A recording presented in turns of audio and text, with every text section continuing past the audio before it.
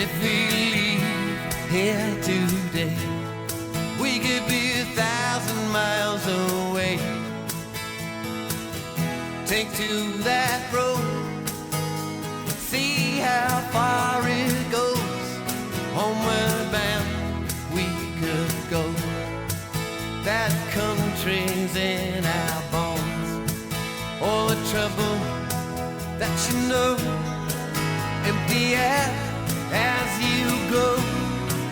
Yeah, walk with me, talk with me, tell me your stories. I'll do my best to understand you. On February 13th, 2008, the Australian Prime Minister, Mr. Kevin Rudd, apologised to the Stolen Generation people on behalf of the Parliament and the people of Australia. For the pain, suffering and hurt of these stolen generations, their descendants and for their families left behind, we say sorry. The apology was seen by many people as a long overdue gesture of goodwill. It inspired gratitude, relief, as well as outpourings of sorrow and hope. Former Aboriginal and Torres Strait Islander Social Justice Commissioner Tom Calma spoke for many when he said, "Let the healing begin."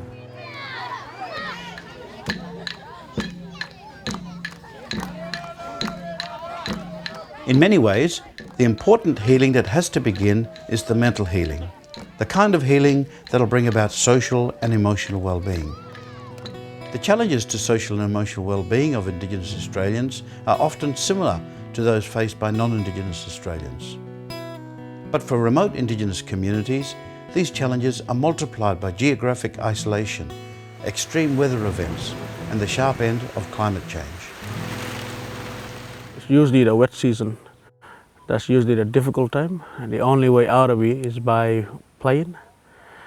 And that's when they get isolated for probably 3 to 4 months. It's quite a lonely place to be if you're stuck in a remote community without support.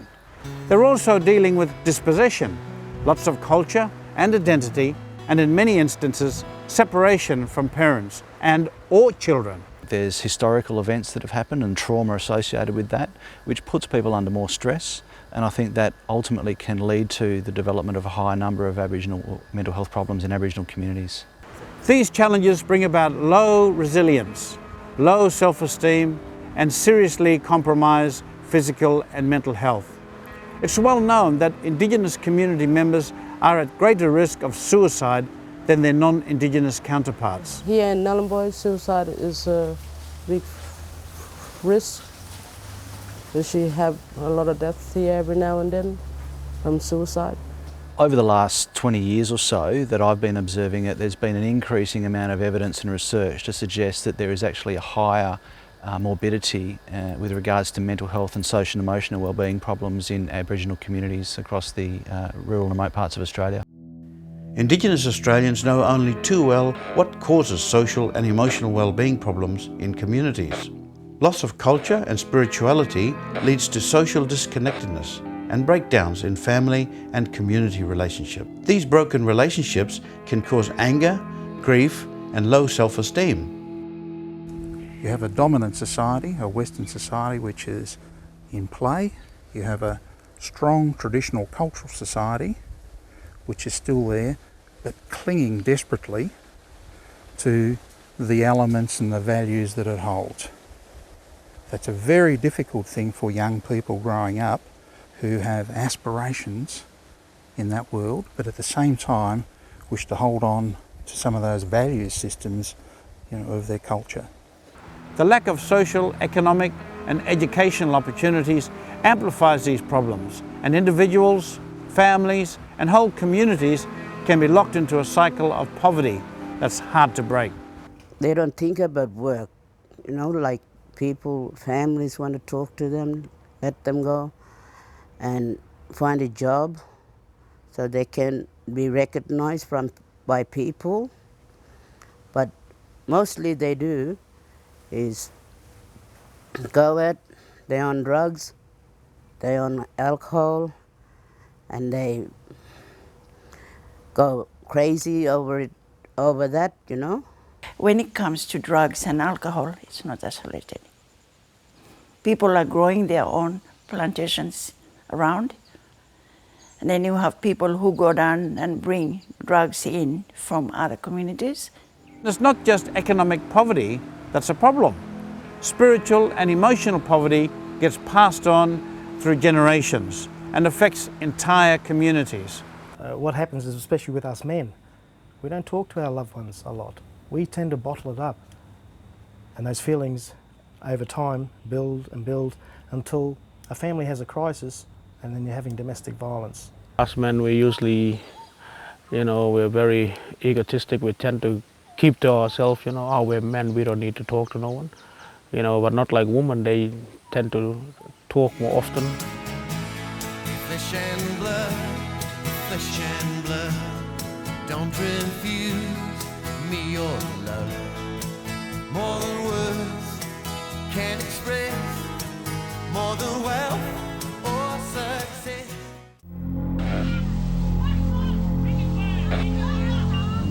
People may look to alcohol and drugs to soften off the hard edges of life. Encounters with the legal system follow, and the cycle continues. Once you see your parents get involved with drinking and drugs and violence and stuff, it just automatically goes into your head. Okay, this is what they're doing, maybe I should do that too. There's no doubt that drug and alcohol problems in any community, whether it be Aboriginal or non-Aboriginal, can increase the incidence or risk, if you like, for someone developing a mental health problem. The drug, that's the main one. It's just make people go do suicide things to themselves when they argue. Yeah, that's the thing freaks me out. It's the drug. Then there's racism, which results in much more than humiliation, embarrassment, and hurt feelings. Racism has serious health, social and economic consequences for individuals, communities and societies. It's been associated with depression, anxiety, high blood pressure, heart disease, smoking, alcohol and substance abuse, as well as poor employment and educational outcomes.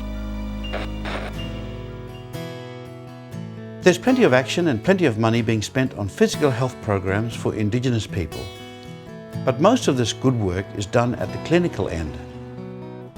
That's great, but as with physical health, mental health problems are best addressed early, so there's less chance of ending up at the psychiatrist, in hospital, or worse, in jail. Prisons are full of Aboriginal and Torres Strait Islander people, and the majority of those people have got a mental health issue. Sometimes it's diagnosed, sometimes it's not. Sometimes it's being addressed, sometimes it's not. And if we see that, and if we can address mental health, and even if we can address it before it becomes a really big issue, then we'll see less people in prisons, we'll see less domestic violence, we'll see less self-harm and other issues within our communities. There is so much money spent in terms of looking at reactive services because of the problems that exist. We really must focus on proactive ways of supporting social and emotional well-being. Prevention is much, much more effective than treatment and recovery. And if we go some way to achieving that, I think it will be a real success. It's well known that Indigenous community members are at a greater risk of suicide than their non-Indigenous counterparts. There are far too many instances of suicide in remote communities. The problems being faced in remote communities prompted the Australasian Centre for Rural and Remote Mental Health to develop a program of social and emotional wellbeing workshops called Deadly Thinking. It was specifically designed for Aboriginal and Torres Strait Islander people. Funded by the Department of Health and Ageing, Deadly Thinking workshops have been delivered in communities across Queensland, Northern Territory and WA. As they're rolled out across Australia, the demand for them grows. The Deadly Thinking workshops aren't necessarily for people who work in the health or mental health field. Instead, They're for community members and natural helpers, those community members who play active leadership roles in their communities. Natural helpers are the ones who really understand the problems that are in the communities. I mean, if you come from somewhere else and do not understand the problems, how would you help our young people? So the natural helpers within the communities that this workshop is targeted for, they take these tools away and they comment on the fact that they're going to be able to use them over and over again when they see problems arising in their communities. Now I've been to the program, got me thinking twice, and I'd like to help along with all my people. There's 1,000 things to do.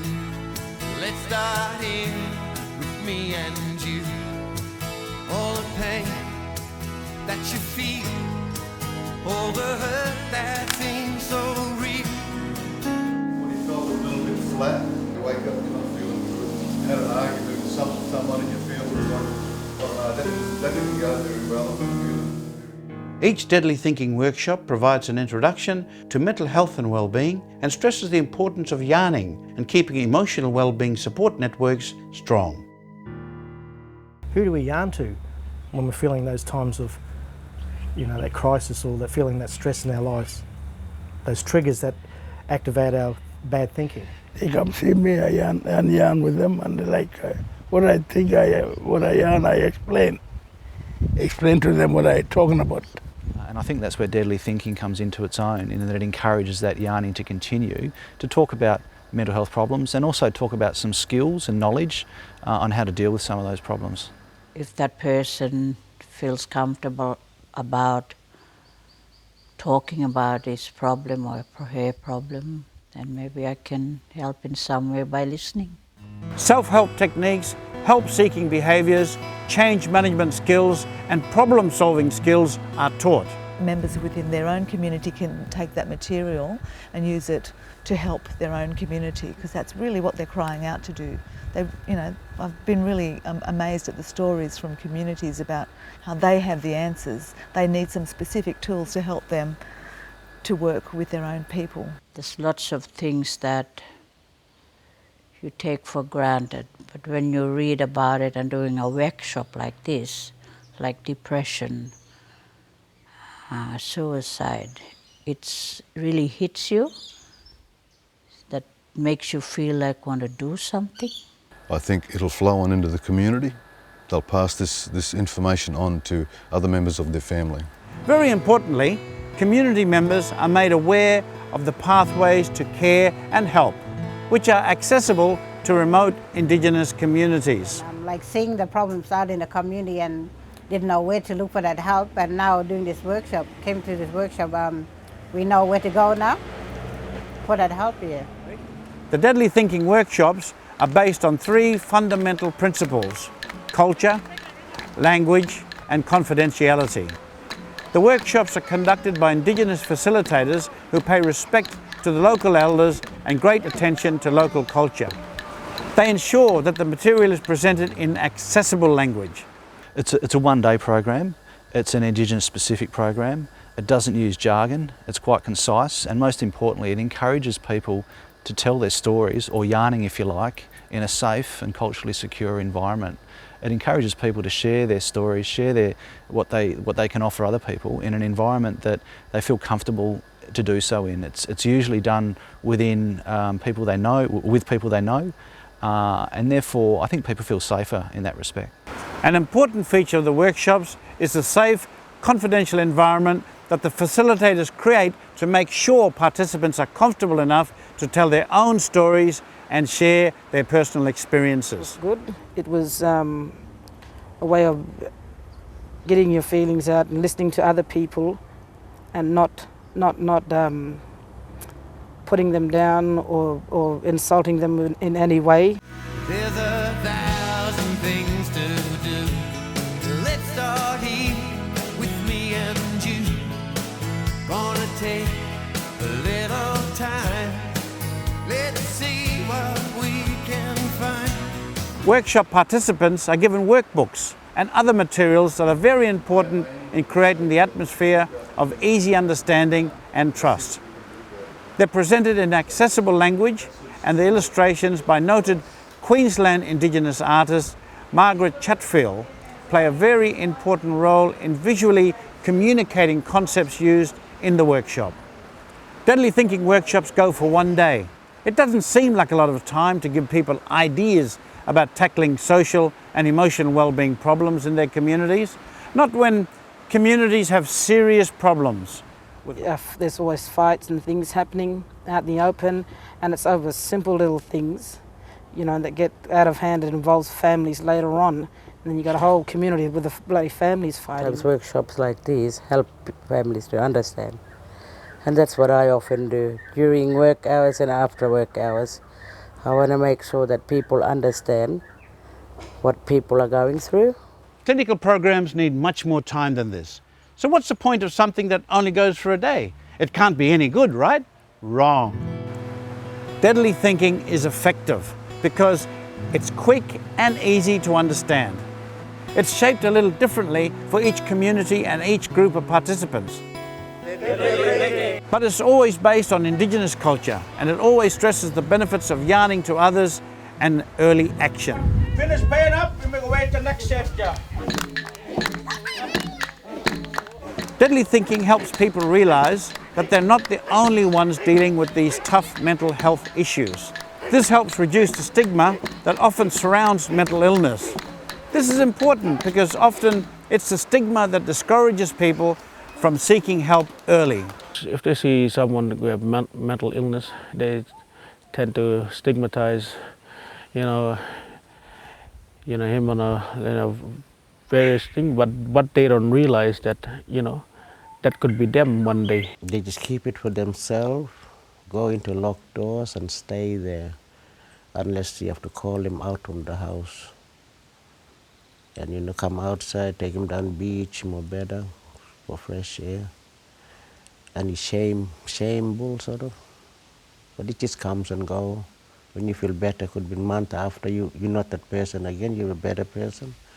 I think if I was talking to the Prime Minister, I'd say that there's always going to be a need for clinical services, but the beautiful thing about Deadly Thinking is that it's a primary intervention and it's much more likely to close the gap of preventing some of the mental health problems arising in the first place than a lot of other programs out there. It's important to empower people with knowledge in an environment where they are comfortable, and so that programs like Deadly Thinking are community empowerment programs, and that's what's going to be successful in the longer term. Deadly Thinking can help take Indigenous communities back to the time when people with problems would yarn to trusted family members or their old people, when people would help each other and not just go down and queue up at the health centre. People who join a Deadly Thinking workshop enjoy the experience and learn a lot about themselves. They learn a lot about the importance of yarning and how to relate to others in their families and communities. They also learn to recognise the signs that someone might be in trouble. And really importantly, they learn some ways to help before the trouble requires a clinical response. But I'll leave the last words about all of this to a special lady that I work with.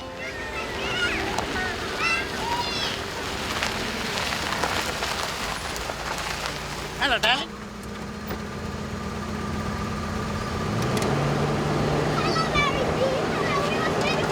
You're waiting for me? Yeah. What for?